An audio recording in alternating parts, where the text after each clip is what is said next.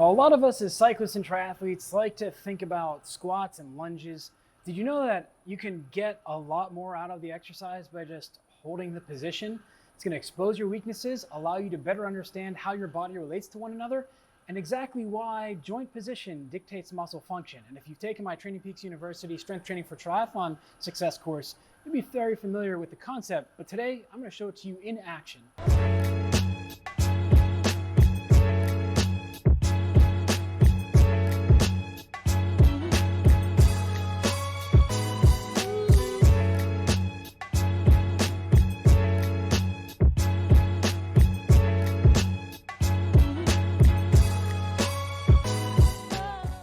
When it comes to training for cycling or triathlon, we like our lunges and our squats. What we're going to look at today is the isometric squat hold. And we're going to talk about the shin angle and how that has a huge impact on the results you will or won't get. Let's take a look at what that would, look like. So what Jordana's going to do here is she's going to actually stand up and she's going to sink down into a lunge. So I'm just going to let her set up on her own. Now, as she goes through here, what we actually want to look for is there's two different types of lunges. So the first one is going to be where she is right now, where the shin is much more vertical. That's going to put more onus onto the quadricep. Nothing wrong with this, but we're looking for performance. So what we're going to do is have Jordana shorten her stride just a little bit. Stay here, keep your back toes on the mat, but I'd like for you to take the knee forward of the toes just a little bit. There you go. So this is a little bit more of an athletic lunge. Now from here, if it's a little bit uncomfortable for her back ankle, you can stand up and take that foot off the mat and just make sure that you're coming down and forward. And what's going to happen as she does this is she's loading the middle of the foot. There's a number of arches on the bottom of the foot, and that activates the deep hip rotators as well the pelvic floor, and that's the deep hip rotators. So all of these muscles are firing, and you can see she's already shaking.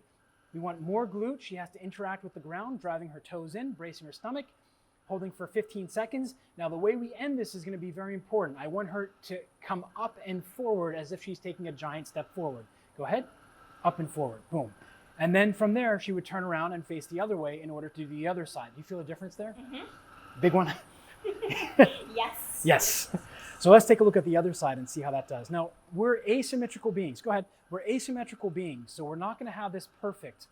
And we're just going to take a look and see. What I'm watching for is her arch staying stable? Is she getting a little bit of pronation, which is okay? Is she interacting with the ground, as well as are her ears, shoulders, and hips stacked up together? Now, some of us may notice that the toes are pointing in or pointing out as I play peekaboo behind her here.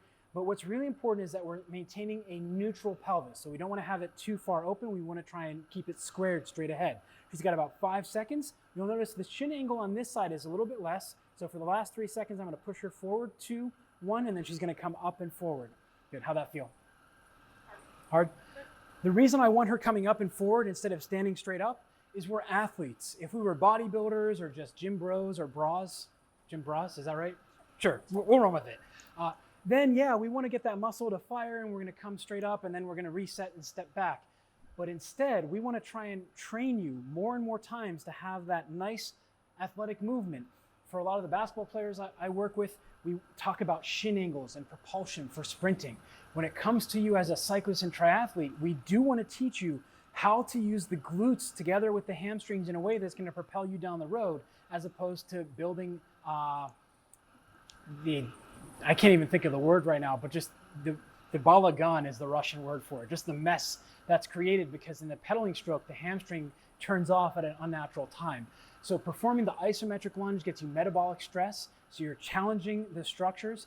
The muscles are going to get a little bit stronger only through that range of motion. But more importantly, when you finish out of that, you're going to really feel if you're getting too much of one thing or another.